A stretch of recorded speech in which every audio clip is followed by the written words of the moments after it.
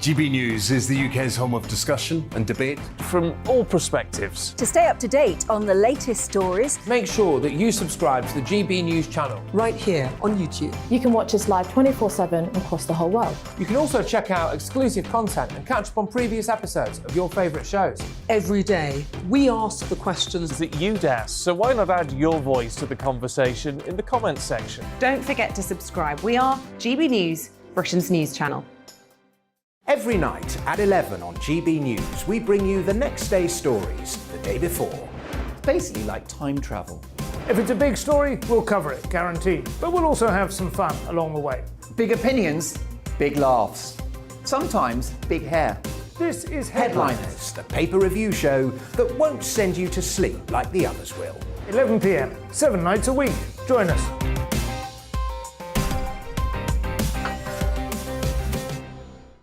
Hello there, I'm Eamon Holmes. And I'm Isabel Webster. And we hope you can join us for Breakfast with Eamon. And Isabel. You make me laugh out loud, belly laugh. Is that important first thing in the morning? Yeah, absolutely. And there's me trying to be deadly serious. News is a serious business. Yeah, I have to rein you in sometimes. Well, it doesn't stop us laughing at it. It doesn't stop us having an opinion on what's going on. Yeah. And it certainly will not stop us reflecting what you think. Weekdays from 6 to 9:30 on GB News. I'm Dan Wootton. Join me Monday to Thursday from 9 to 11 for the feistiest and most fun news debate on TV, where free speech reigns. I'll bring you a sharp take on the day's biggest stories, bombshell newsmaker interviews, and A-list guests. And I guarantee you, no spin, no bias, no censorship, and no reason to go to bed. That's Dan Wootton Tonight, Monday to Thursdays from 9 on GB News.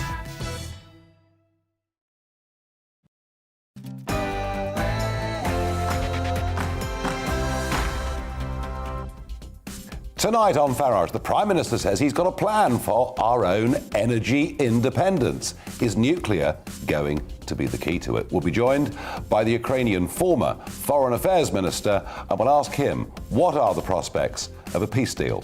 And joining me on Talking Pints, the Daily Mirror's Worst Man in Britain 2021. It's quite an accolade, Lee Anderson MP. But before all of that, let's get the news.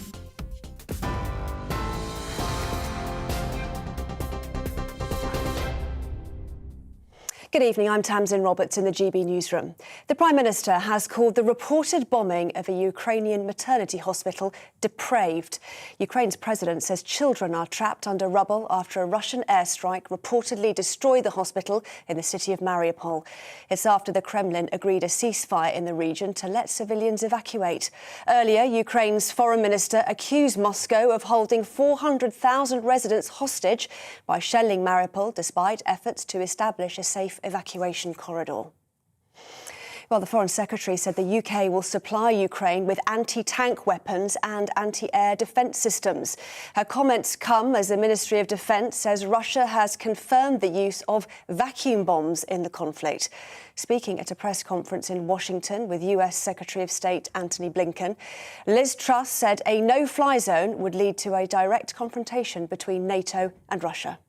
We know that if we don't do enough now, other aggressors around the world will be emboldened. And we know that if Putin is not stopped in Ukraine, there would be terrible implications for European and global security. We would be sending a message that sovereign nations can simply be trampled on. Meanwhile, the US Secretary of State Antony Blinken has said that the goal is to end the war and not to expand it. Introducing, in our case, American service members in Ukraine, on Ukrainian territory or soil, or American pilots into Ukrainian airspace, whether on a full or on a limited basis, would almost certainly lead to direct conflict between the United States, between NATO, and Russia. Boris Johnson says the number of Ukrainian refugees coming to the UK will rise very sharply to hundreds of thousands in the coming weeks. Ukraine's ambassador to the UK says his officials will help to deal with refugees if the visa rules are lifted. But the Prime Minister says we must have checks to avoid unnecessary security risks. Meanwhile, Downing Street has announced a new visa processing centre in Lille in France, which will begin accepting appointments from tomorrow. Well, to other news now, and the ancient wreck of the Endurance has been found on the bottom of the sea in Antarctica. Adventurer Sir Ernest Shackleton's boat was discovered over 3,000 metres down. It's the first glimpse of the famous vessel since it was crushed by ice and sank on its fateful expedition in 1915. TV, online and DAB+ radio, this is GB News. And now it's back to Farage.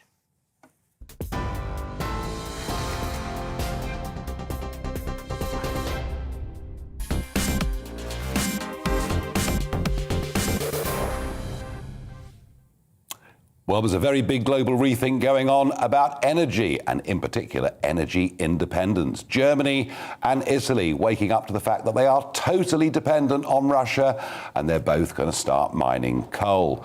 Goodness gracious me, Greta Thunberg, she really must be crying and shouting at the moment. And yet, if you think about it, she did more than anybody to make us dependent upon Russia. Boris Johnson, well, what a change, what a difference a week makes.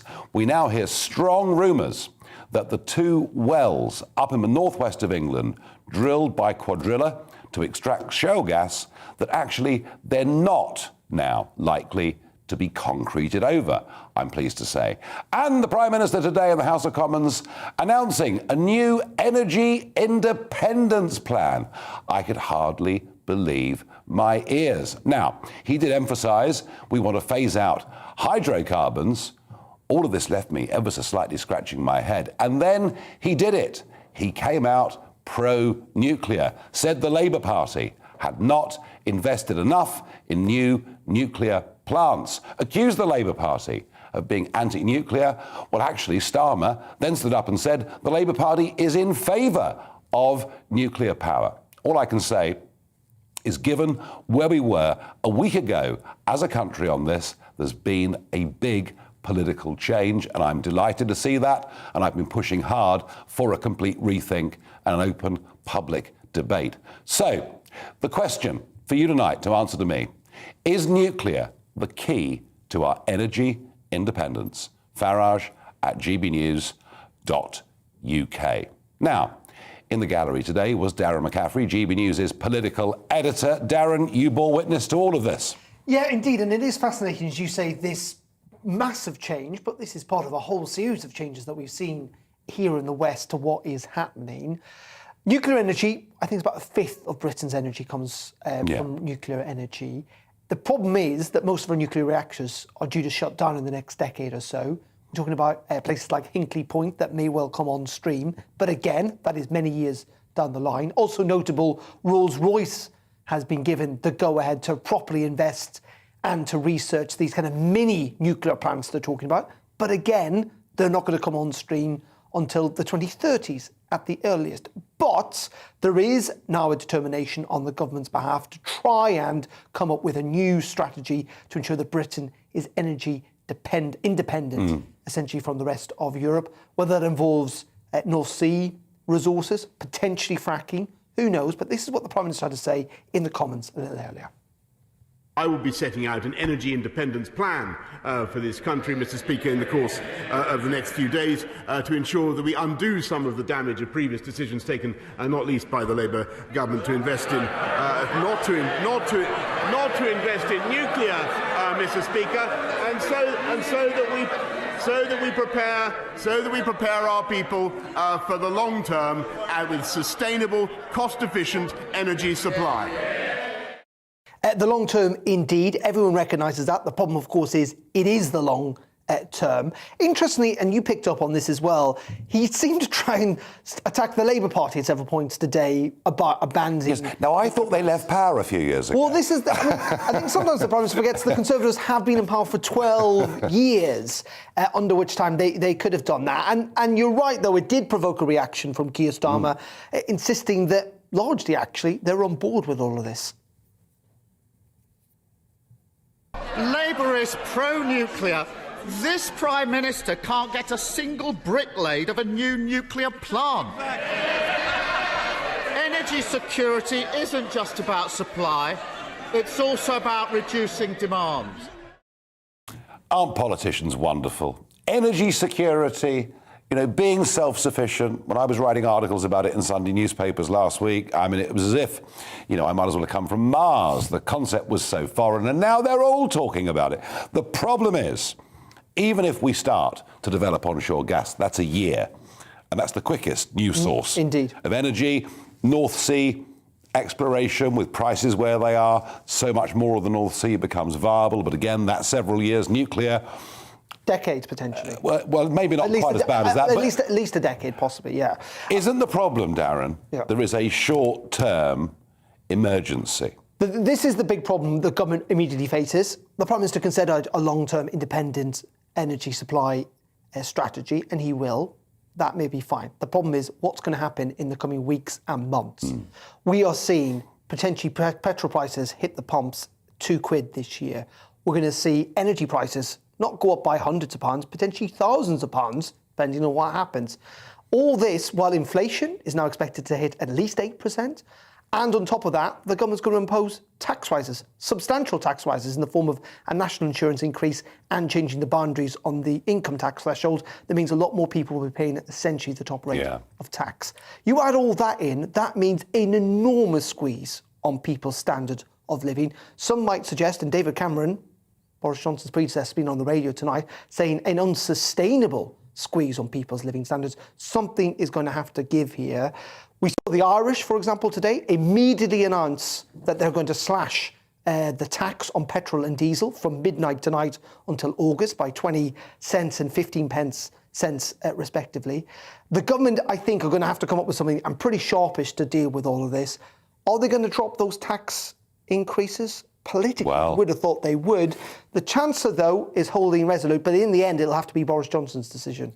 And of course, on fuel, there's a big increase in duty coming for red diesel. Red diesel used by everybody in the construction industry, people out there making roads, a lot of people out there doing deliveries. 38% increase in tax on red diesel. And it is fascinating in that, again, as always with these things, with the green agenda, and the government's not going to claim it's abandoning this, but there is a recognition that in the short term, these targets of carbon neutral by 2050, we're still a long way from 2050. In the short term, decisions like, for example, on red diesel, or indeed, and a government, I don't think they've stopped the escalator, but they've not deliberately cut, for example, fuel duty for a very long period of time, that has to now be on the table given the circumstance we're in. Given also that the British government are now committed to phasing out, aren't they, Russian oil by the end of this year.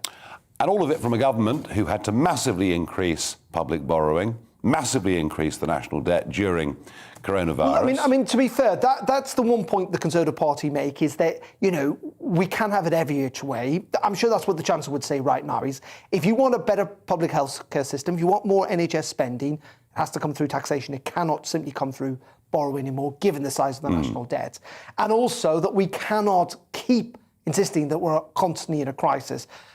And that may well be true, but the whole point is we are in a crisis, and we're in a crisis that is hitting people in the back pockets. And it is one that if the Conservative Party get wrong, could be very, very difficult for them at the end. It's going to be a very big budget in 2 weeks' time. Darren, as ever, thank you very much indeed. So nuclear, there we are. I haven't heard a positive word really said about nuclear at the dispatch box like that for, it must be, years and years and years. I know just the very use of the word nuclear can provoke very strong reactions. I'm going to be fascinated to see how you respond to my question. Is nuclear the key to us becoming energy independent? Well, let's debate nuclear. Let's debate it with Malcolm Grimston, a former information officer at the Nuclear Industry Association and United Kingdom Atomic Energy Authority. Thank you very much indeed, Malcolm, for joining me. Hello, good evening. Now, I get the arguments for nuclear. Point out those jobs were 30 years ago. I get the arguments for nuclear, particularly as Boris Johnson wants to pursue net zero, that this is a form of energy that does not emit carbon dioxide. I get it. I get the fact that it's reliable in the sense that it produces energy 24/7, 365 days a year. I get and I understand all of that. I also understand the extent to which we run down the stock of nuclear power stations in this country.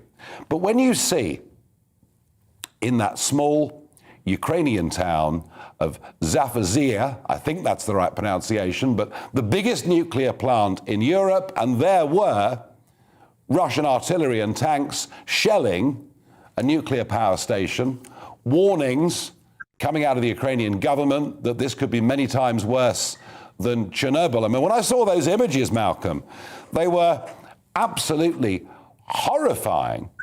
And yet, doesn't that warn us in some ways that nuclear power stations can be vulnerable? But to take the specifics of what we believe has happened in Zaporizhzhia, those photographs, those images you've just seen, it seems fairly clear that the reactors were behind the cameraman, and the images were of the Russian troops trying to take the plant.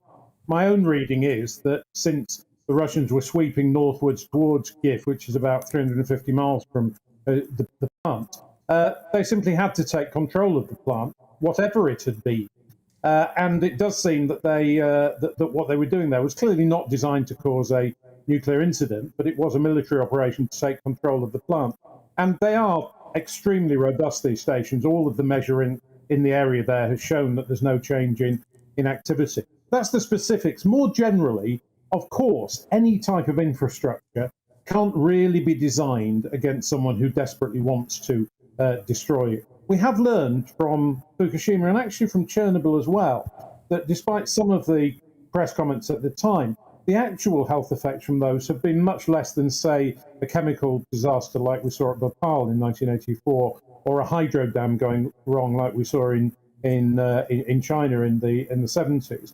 But nonetheless, any installation should be run safely, and if caught in a war zone, it's something that's of concern. So far, I think these plants have shown the robustness that they're known for, but it would be really a very good thing if the International Atomic Energy Agency were allowed in, just to ensure that operation is being carried out safely. Yeah.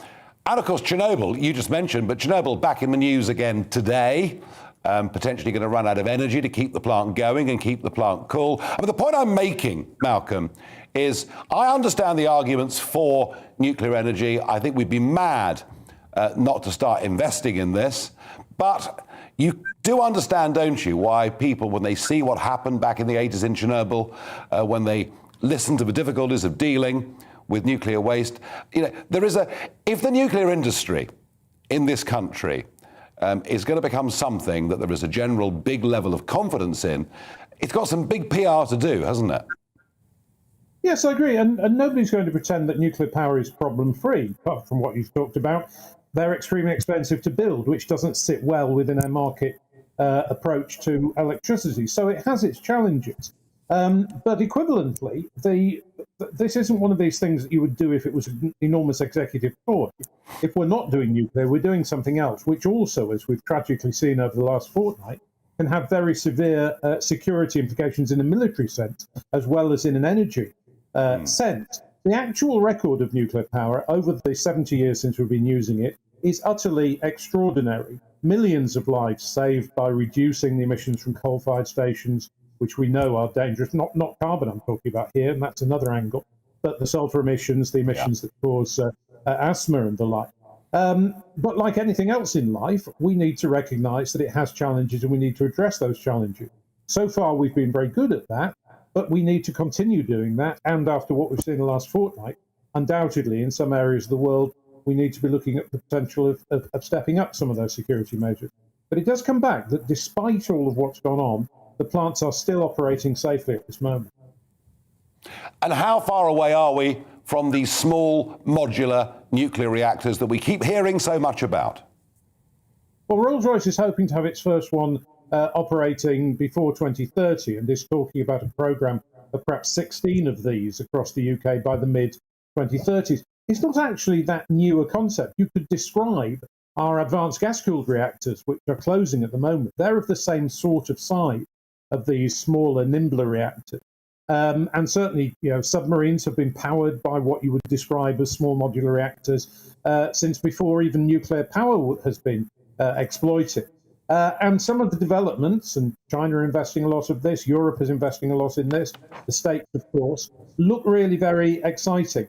As with all new technologies, you have to build a few and prove it, because the great thing about enthusiasts in any field, you need enthusiasts to get things going, but there is a danger that the enthusiasts may find their enthusiasm running away with themselves.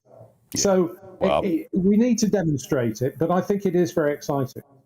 Well, Malcolm Grimston, one thing's for certain, we're going to have this debate again and again over the course of the next few years. Thank you for joining me tonight on GB News. In a moment, I will talk to Pavlov Klimkin. He was the Foreign Affairs Minister for Ukraine from 2014 to 2019. I'll ask him, are there any prospects for a peace deal?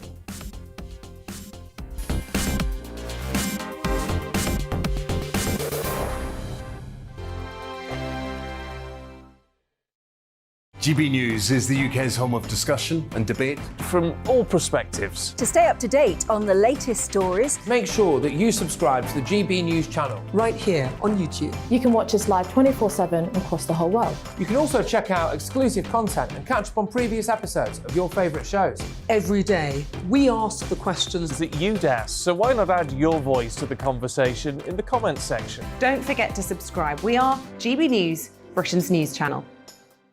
Every night at 11 on GB News, we bring you the next day's stories the day before. It's basically like time travel. If it's a big story, we'll cover it, guaranteed. But we'll also have some fun along the way. Big opinions, big laughs. Sometimes big hair. This is Headliners, the paper review show that won't send you to sleep like the others will. 11 p.m, 7 nights a week. Join us.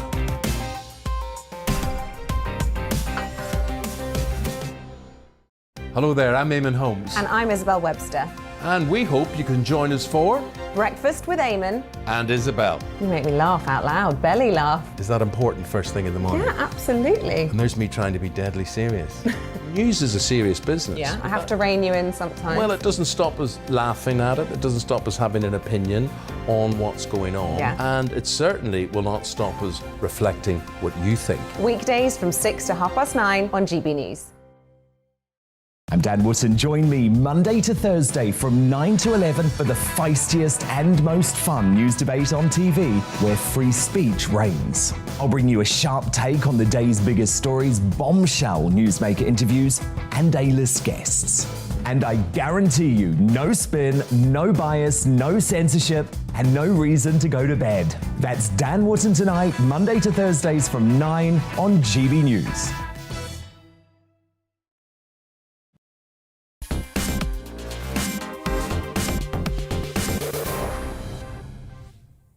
So is nuclear the key to our energy independence in the future? Some of your views. Stephen says our energy prices are going up by 54%. France's increase is around 5%. France's energy consumption last year was 78% nuclear. It's not rocket science. Powerful point. Joe says nuclear is the key to our energy bills being cheaper, but as long as it's built by the UK and not by anyone else, I couldn't agree more. We don't want the Chinese Communist Party in our nuclear power stations. I couldn't agree more. That was something that George Osborne and David Cameron got horrendously wrong.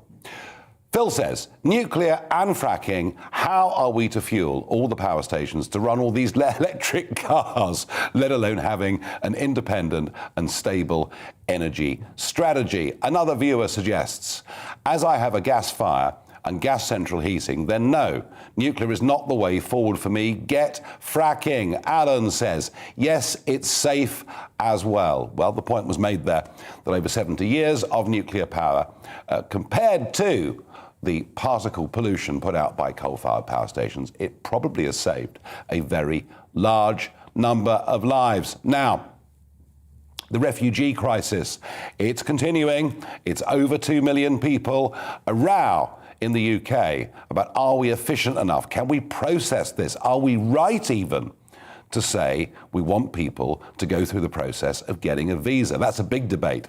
But joining me now, Paul Hawkins is there. And I understand, Paul, you're at Bureaucracy in Hungary on the border with Ukraine. Yeah, that's right, Nigel. Excellent pronunciation. Took me about 10 goes to get it. But yeah, that is where we are. at the moment. It's one of the 5 crossings on the Hungary-Ukraine border. It's about 85 miles long, so it's 7 times smaller than that huge border that Poland has with Ukraine. And Poland, of course, taking in the vast majority of those 2.2 million refugees. But Hungary, the second country, currently 203,000 refugees have entered Hungary from Ukraine, and it has caused real problems, the invasion of Ukraine, for the Prime Minister Viktor Orban and his Fidesz party, who are up for election in a month's time. He, of course, has moved the country economically and politically closer to Russia. Initially, he blocked the membership of Ukraine to the European Union. Now he's backing fast-track membership. He has been critical of President Putin, and he's put NATO troops inside Hungary, but he's not allowing weapons to be sent across the border into Ukraine. So he's trying to sort of balance himself very carefully politically in terms of how he's managing this crisis. But the country, which has had an anti-immigration rhetoric for some time, it's done a kind of 360 really, and it's now welcoming a lot of refugees. And Viktor Orban, certainly the polling suggests that they're looking for the country to move away from Russia at the moment, and with an election coming imminently, he's had to respond with policies that include, free accommodation for those who are coming to Hungary, and also they can work in the country as well. They can travel on trains for free. A lot of people coming into Hungary, then moving on to other countries like Germany. But there has been a change certainly in government policy when it comes to immigration and refugees. No, really interesting, Paul. Thank you very much indeed for that report. And yes, definitely having a huge impact on the politics of Hungary. Big election coming up. There's a grand coalition that's formed against Viktor Orban. It's going to be a fascinating contest. So the point I'm making is that Priti Patel is saying, no, we have to go through visa requirements. Whilst we want to be generous and we'll take a couple of 100,000 people if necessary, we have to be able to protect ourselves. Is it right for British politicians to encourage so many people from Ukraine to come to the UK? Might it be better if they stayed in countries closer to their home? A lot, of course, will depend on how this war ends and whether people feel really safe in terms of going back. Well, joining me to discuss that dilemma is Toby Lanza, a former UN Assistant Secretary General who, earlier in his career, led the emergency response to the Russian Chechnya crisis. Thank you very much indeed, Toby, for joining me this evening. Thank you. My impression is that most of those that are leaving Ukraine would like to go back there as quickly as possible. I think that's an important point. The first thing is to recognize that there are, well over 40 million, perhaps as many as 43 million people inside Ukraine. And the first priority for Britain, for the international community, is to do our utmost to protect people inside the country and to get them as much help there as we possibly can. The second priority is to help people if they have to flee in neighbouring countries, and Britain has certainly been helping Poland and Hungary, as we've just heard, and other neighbouring countries provide safe haven to the people of Ukraine who have had to flee. That said, of course, there will always be people who will want to go further afield or to join family members. We've got a large Ukrainian community living in Britain. And I do feel, and I think the chief, or the former chief whip, Julian Smith, said it very well in the Commons today, Britain really hasn't lined up its ducks very well over the past week in being there for those women and children in particular who have had to flee a dire situation. So would you argue then that we're wrong to have a visa scheme and a series of interviews and some form of vetting? Are you saying we shouldn't have to do that? We shouldn't need to do that? Well, unfortunately, there'll always be a minority of people who take advantage of a situation. So there should be a form of vetting. I think the disturbing thing this week was that the Home Office seemed to be rather unprepared for something that many of us would have seen coming a few weeks ago. So there's some catching up to be done. But certainly, if it's a woman, a child, somebody who's desperately ill or injured, that the amount of vetting should be at the absolute minimum. That said, and let's remember, most people always want to stay home. Most people, if they've had to flee from their home, want to get back to it as quickly as possible. So helping the UN Refugee Agency, for example, in Poland, in Romania, in Hungary, and in other places that are close to the Ukraine, is really what Britain should be doing increasingly, as well as I said earlier, meeting its real priority of providing help to the people who are still stuck inside Ukraine. And let's bear in mind, it's unlikely that this war will end quickly, and help will be needed for quite some time. So there needs to be a strategic approach to this, a three-pronged strategy, if you will, inside the country, neighbouring countries, but also welcoming people to Britain who absolutely need safe haven here at home. No, I understand that. I get the balance of your arguments where the help is most needed, but equally, might it be fair to say that all the criticism that is being mounted at Priti Patel at the moment is perhaps less to do with her hard-heartedness and more to do with a not fit-for-purpose Home Office?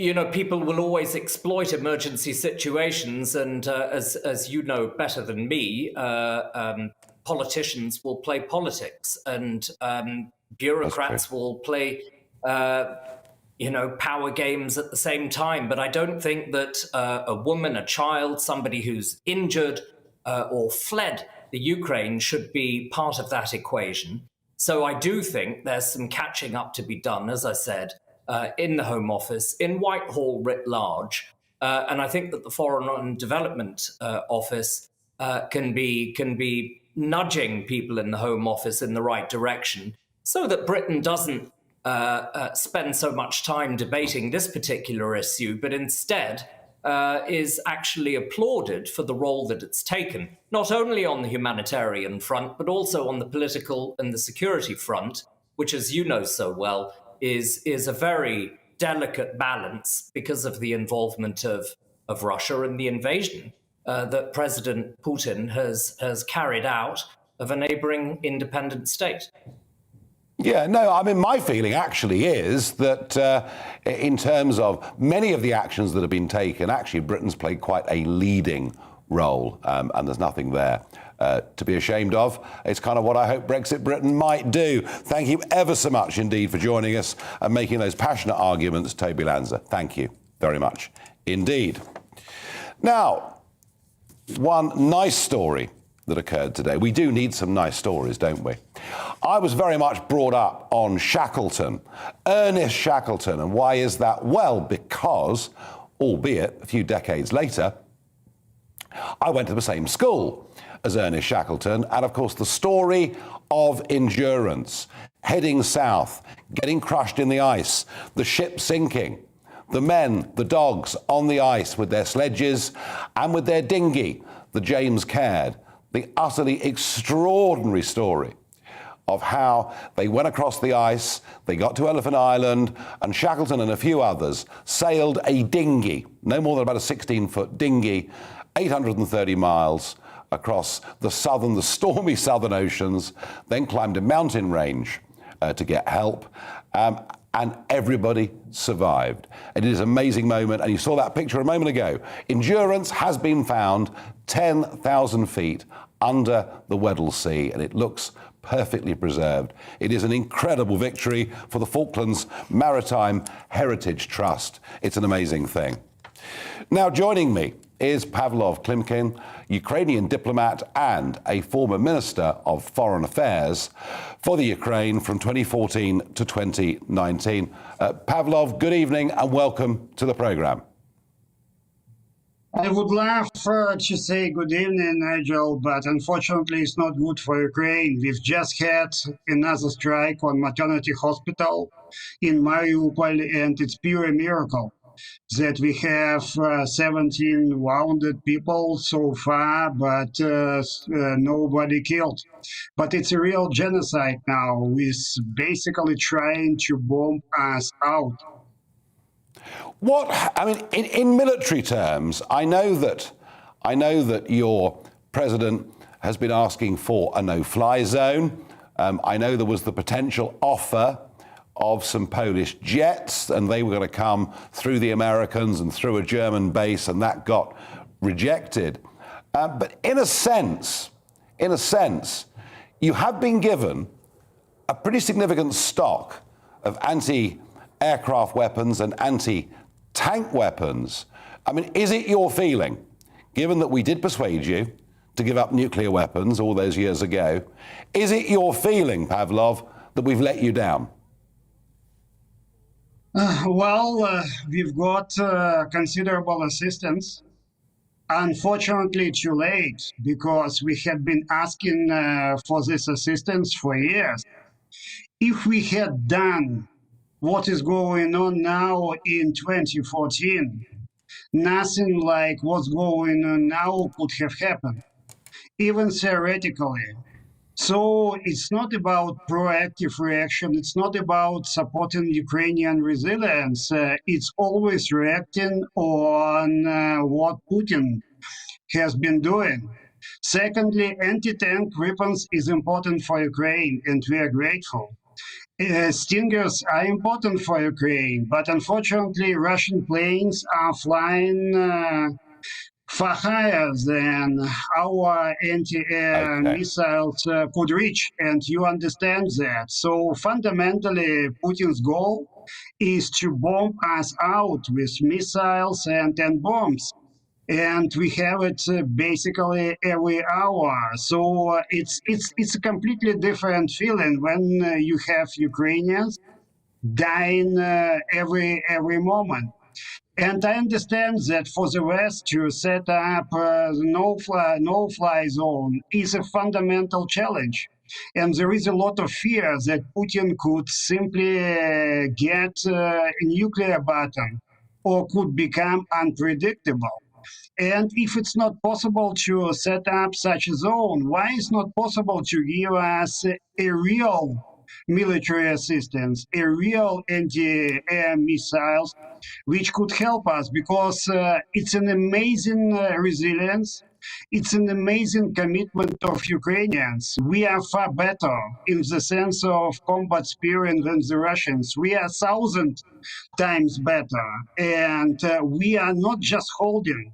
In many cases, we are winning against the Russians, but unfortunately, we don't control the air, and we don't control the sea. I do understand that, and I do understand the costs. Indeed, the costs are happening to ordinary Russian soldiers too. No one wants to see any of this. Putin has put on the table some peace proposals. I'm sure you will reject those proposals out of hand. Is there any, in your opinion, any prospect of a peace deal of some kind being struck? Well, any sort of Putin requirements are actually points how to break up Ukraine. Yep, and I understand that. Putin famously denied us our history, our nation, our mentality, our statehood, everything. And fundamentally, what he's trying to achieve is the end of Ukraine as such, the end of our existence. And of course, we understand the necessity for compromises, and we are ready to enter into different compromises. But we will not, under any conditions, accept something which would mean the end of Ukraine, the end of our statehood, and the end of our nation.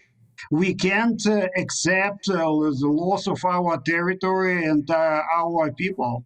Never ever it could happen. And according to any opinion polls, 95% of Ukrainians support what's going on in our fight against Russia for our existence. Pavlov Klimkin, thank you very much indeed for joining me tonight here on GB News. Stand with Ukraine. Thank you very much indeed. We talked earlier about energy independence. A couple of thoughts coming in from you. One viewer says, energy independence is so unambitious. We have the resources and technical capability to become a net supplier of energy. All we lack is political will. I couldn't agree more. We should be an exporter of energy. Craig says definitely. Rolls-Royce have developed the technology, smaller reactors and more of them, similar to what's installed in submarines, proven technology. In a moment, a man who worked as a miner.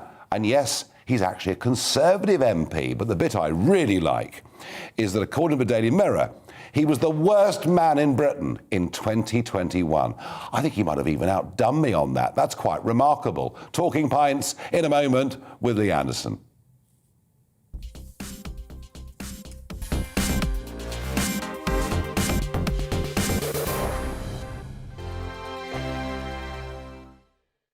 GB News is the UK's home of discussion and debate from all perspectives. To stay up to date on the latest stories, make sure that you subscribe to the GB News channel right here on YouTube. You can watch us live 24/7 across the whole world. You can also check out exclusive content and catch up on previous episodes of your favourite shows. Every day, we ask the questions that you'd ask, so why not add your voice to the conversation in the comments section? Don't forget to subscribe. We are GB News, Britain's news channel. Every night at 11 on GB News, we bring you the next day's stories the day before. It's basically like time travel. If it's a big story, we'll cover it, guaranteed. But we'll also have some fun along the way. Big opinions, big laughs. Sometimes big hair.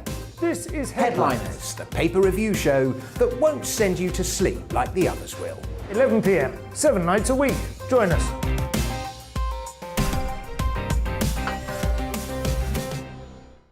Hello there, I'm Eamon Holmes. And I'm Isabel Webster. And we hope you can join us for Breakfast with Eamon and Isabel. You make me laugh out loud, belly laugh. Is that important first thing in the morning? Yeah, absolutely. And there's me trying to be deadly serious. News is a serious business. Yeah, I have to rein you in sometimes. Well, it doesn't stop us laughing at it. It doesn't stop us having an opinion on what's going on. Yeah. And it certainly will not stop us reflecting what you think. Weekdays from 6 to 9:30 on GB News. I'm Dan Wootton. Join me Monday to Thursday from 9 to 11 for the feistiest and most fun news debate on TV, where free speech reigns. I'll bring you a sharp take on the day's biggest stories, bombshell newsmaker interviews, and A-list guests.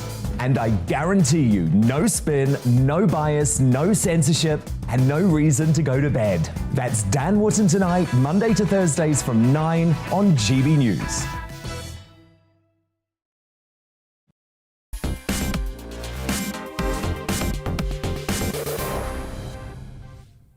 The GB News Tavern is open. It's Talking Pints. I'm joined by the Ashfield Member of Parliament for the Conservative Party, Lee Anderson. Lee, cheers. Good to see you. Now,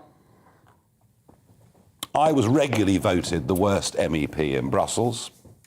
I was absolutely Greenpeace's villain of the year several times, but I think you've outdone me. The Daily Mirror's worst man in Britain 2021. Congratulations. Oh, cheers for that. I'm very, very proud to see you. You know what? It was a tough act to follow. But when I found out about the award, the first thing I did was ring my parents and my family. They were so proud of me. I'm the first ever member of our family to be given an award like that. So I'd like to thank my family, my staff, friends at GB News for promoting me whenever they can. Yeah, I'm absolutely delighted. And I've just told a friend that I'm going hell for leather to try and make it 2 in a row. Oh, I think you're going to have no trouble at all, I promise you. Yeah. Lee, Ashfield, born and bred, Ashfield's home in every sense, family, rooted, been there forever, traditional upbringing, a miner. Yep, coal miner. I always say, Nigel, that I was brought up on a strict diet of Scargill, Skinner and Tony Benn. That's what you listened to in the 70s and 80s when I grew up. So it only followed that my dad was a miner. I followed my dad's and my granddad's into the pits. And it only followed that I was going to vote Labour and be a Labour supporter. And I joined the Labour Party when I was 16 the first time. So that was sort of in our DNA. But fast forward 40-odd years and I find myself working for a Labour MP. Who is now, of course... is the excellent presenter on GB News. And Gloria De Piero, I was working for Gloria. I know. We're very good friends, but politically we're probably poles apart. As well, working for Gloria and getting close to the Labour Party and have that close relationship with the Labour Party, I actually found out it wasn't the party for me. And I always remember that I was in a Labour group meeting as a Labour councillor about 5 or 6 years, no, 3 or 4 years ago, 2018.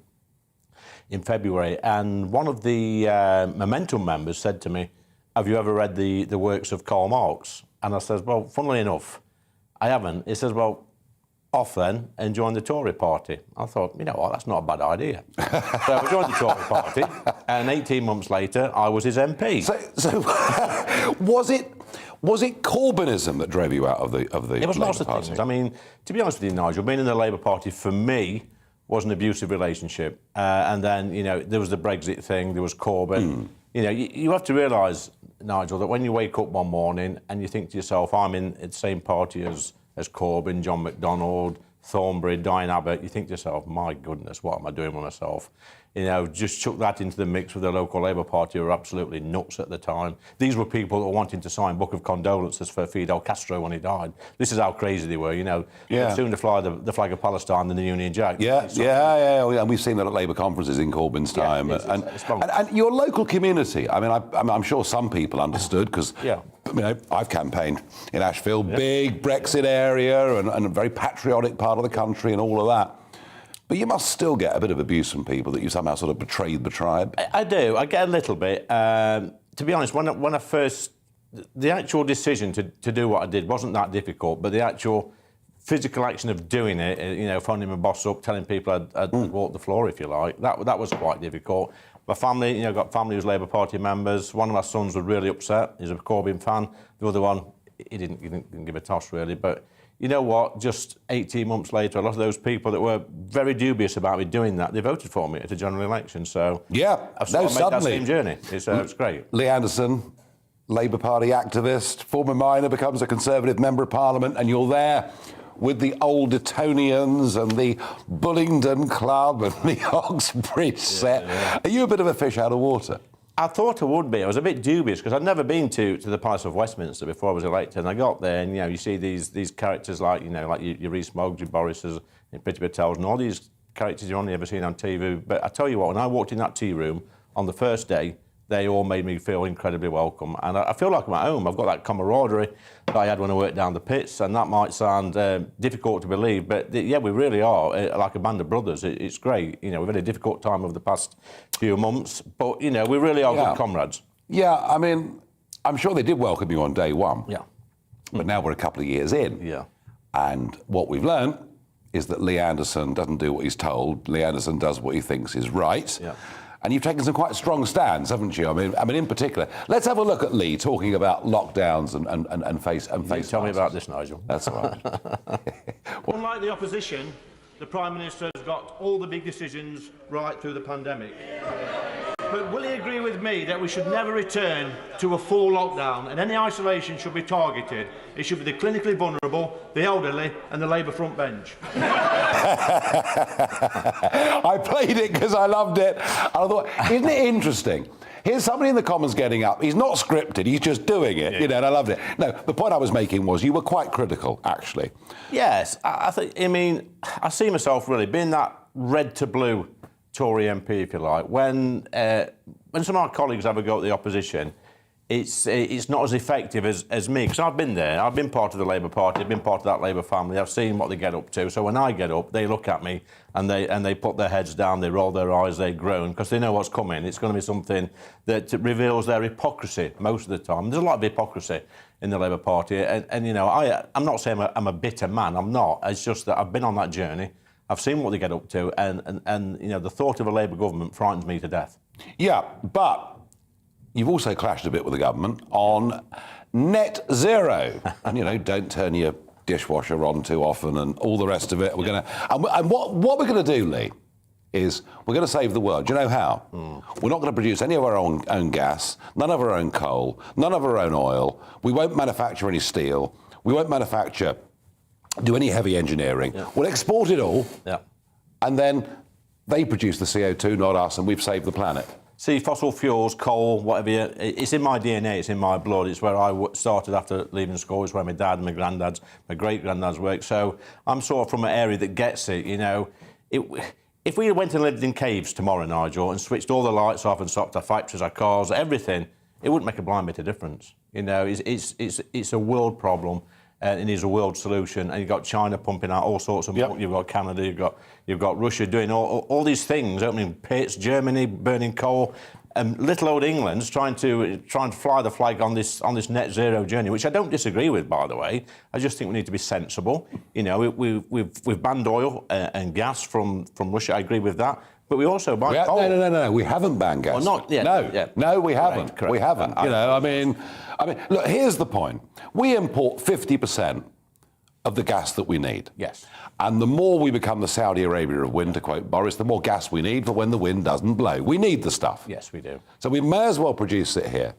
You know, that Bowland Reserve across Lancashire, bits of Cumbria, right across to Yorkshire, you know as well as I do, that would provide tens of thousands of well-paid jobs. Wouldn't that really be levelling up? It would be levelling up. And it's interesting that today, during the statement by the Bayes Secretary of State, Kwasi, that there was a slight change in tone on fracking, and I mentioned a bit about coal mining as well, because we are importing coal from Russia. 4.5 million tonnes a year. Yeah, metallurgical coal we're importing, which is used to make steel. So there is a change in tone, and I think it's, you know, with the pandemic and now the war in Ukraine, that's sort of forcing government's hand. I welcome that, actually. I think we should be self-sufficient, and as you said earlier, we should be selling gas to the rest of Europe. We should be exporting. Yeah, create jobs, make money, tax it, get income for the treasury. No, I feel very strongly about it. I'm guessing that one of the most difficult things for you coming up in the next couple of years, coming from a community where average incomes are nothing like they are in Surrey, True, or Cheshire, True. And even before Ukraine, we saw inflation. Yeah, that monster that had gone away all those years ago. Now, with what we're seeing, the cost of living crisis for your constituents, you know, working families. Is going to be a nightmare, isn't it? Yeah, and I say this all the time, Nigel. You know, you can forget the pandemic. Well, you can't forget the pandemic, but, you know, the furlough scheme, you know, the business support, that's all the financial help that the government targeted at communities like mine, which saved hundreds and not thousands of jobs. We've had Brexit. We've now got the war in Ukraine. But the one thing that will define us as a government, as a party, is how much money people's got in their pockets at the end of the week. It's the pound in the pocket. And if they don't think they've got as much money as they had 5 years ago, they feel worse off or they're struggling, then they may punish us. It's going to be tough, isn't it? Yeah. It's going to be tough. So tell me, what's the best moment been? Conservative Member of Parliament. What's the best bit been? Was it day one walking in, or? I think the best part for me is when, walking into that chamber the first time, because I'd never seen it, and also when you swear in, and you swear that allegiance to Queen and country. That's quite a moving part when you've got the Bible there, you've got your little speech, and you walk past. It's real, isn't it? Yeah, it's real. You think, my goodness, this is like imposter syndrome. What the heck am I doing here? You know, just 18 months ago, I was a Labour Party member working in an office. I'd worked out pit for a lot of my life, and never expected to be a member of Parliament. But I'm there. I think I deserve to be there. You know, I'm a real person. I'm from the place I represent, and when I get in that chamber, I try and talk like me. It was a bloke in a pub in Ashfield or out on the streets talking to people, and I try and speak like Ashfield folk do, and I think I do. When you go back home, are you still the same person? Yes, yes. I try. Are you sure? What I try to do, Nigel, is when I go back home, I make a point of going into the local pub, walking down the high street, I walk back from the station, talk to people, pop into shops, go into the cafes. I go to the local pond where some of my old mates fish. You get some real opinions, some real people, because this is a bubble, let's be honest, it is a bubble. And I need people to give me a bit of a, telling off. I need people to tell it straight, and folk in Ashfield are pretty straight talking. And when I get back, they give it to me, both barrels. Is Boris going to survive now? I think he's going to survive, yeah, I think he is. I think he's a visionary. I think his problems have been, Nigel, he's had a poor team around him. And he sort of sorted that out. You know, we're getting a lot more say now. I think the backbenchers are going to be more involved in policy, which is good. You know, got red wall MPs now, people who've come from different backgrounds, people like me, people who've had real jobs, not been to Eton, not been to private. Oh, he sounds like Labour now, doesn't he? Yeah. Hey, if I got the money, I'd send my kids to private school, and most working class people would, obviously. No, of course. I've never had the money. No, of course. Well, Lee, I have to say that, we do agree on quite a few things. Yeah. I'm sure we disagree on quite a few things. Yes. But you are a bit of a breath of fresh air in Westminster politics, and you're part of the change that I saw. When I led UKIP, I could see Labour voters suddenly realising Labour didn't represent those old patriotic values, those old decent things. And so I sort of, in a way, like to half think that I helped create a catalyst that has led to this great change. And I've met lots of you from the Red Wall, and you're very, very different people. I think so, Nigel. And you know what, without you, I don't want to blow your own trumpet, but you led the Brexit charge, if you like, over the past 20 odd years. Yeah, and we've got without there. you, I wouldn't be sat here today. No, well, we've got there. Listen, thank you for joining me on Talking Pints. Superb. Cheers, Nigel. That was Lee Anderson.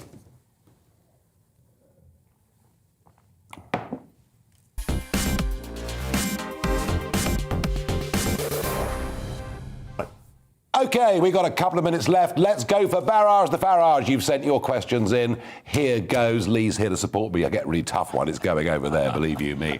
Adrian asks, Nigel, you talk about the success of the financial services, but what benefit is that to the ordinary working class? Well, twofold, really. Number one, it's the biggest employer in the country. Don't think financial services is all the City of London or Canary Wharf. Every major town in the country has got insurance offices, banks, people working in those jobs, plus in terms of tax revenues. And without tax revenues, we can't have a health service. We can't have those things. Financial services contributes in a big way. Andrew asks, this is a good one. Do you think Priti Patel is working too slow on the visa problem? Good question. I knew somebody was going to ask this tonight. Look, it's a big problem. I mean, I've called for government to speed this up. It's a nonsense, Nigel. And I sort of get the argument that we need to check these people when they come in. Obviously, we do, for safety reasons. Yeah. But where we sort of lose the argument is we've got women and children fleeing a proper war-torn country. And their young men are staying behind to fight and die for their country. And then, meanwhile, in Calais, we've got young, fit men jumping on dinghies, coming over there with no checks in, and hey, presto, we escort them in. Don't even start me on that one. And that's where I struggle to balance this argument. I suspect that actually the Home Office itself isn't fit for purpose. Let's move on. Anthony asks, peanuts, scampi, fries or pork scratchins? What's next to your pint at the Farage Arms? I've got to go scratchins. How would you? Scratchins with me. Scratchins. Got to be scratchins. Right. I've got time for one more, certainly. Bennett asks me, do you think Boris has stepped up to the international challenge with Ukraine sufficiently, or could more be done? I think Brexit Britain has actually shown that it's able now to stand up and speak for itself in a way that it couldn't do as a member of the European Union. I really mean that. I agree, Nigel. I think we have stepped up. I think the media, especially if you believe the BBC and the Daily Mirror, which I don't very often. Worst man of the year. They're giving Boris a tough time over this. But actually, I think we've done pretty good. Yeah, we've done all we need right. to sort the visas out properly. But we're doing all right. We're doing all right. Now, next Tuesday evening, I'm going to be Farage at Larging in Dudley. Get your tickets, gbnews.uk/Farage at Large. Come and see me in Dudley next Tuesday. It'll be a full house. Get in quick. In a moment, it's going to be Mark Stein with you for the next hour. But before all of that, let's have a look at the all-important weather. Hello again, I'm Aidan McGivern. The wet and windy weather that we've seen across some western and northwestern parts of the country eases overnight. Most places stay milder, but it will be cold in the far northwest behind the weather front, which has been affecting Western Scotland and Northern Ireland earlier in the day. That's now clearing those areas, colder air following, but it's really stalling across central parts of the UK. And so I think for much of central, southern, eastern Scotland, for western England, Wales as well, a lot of clouds, some outbreaks of rain continuing overnight, although the rain tending to become on and off and a bit lighter than it has been through much of the day.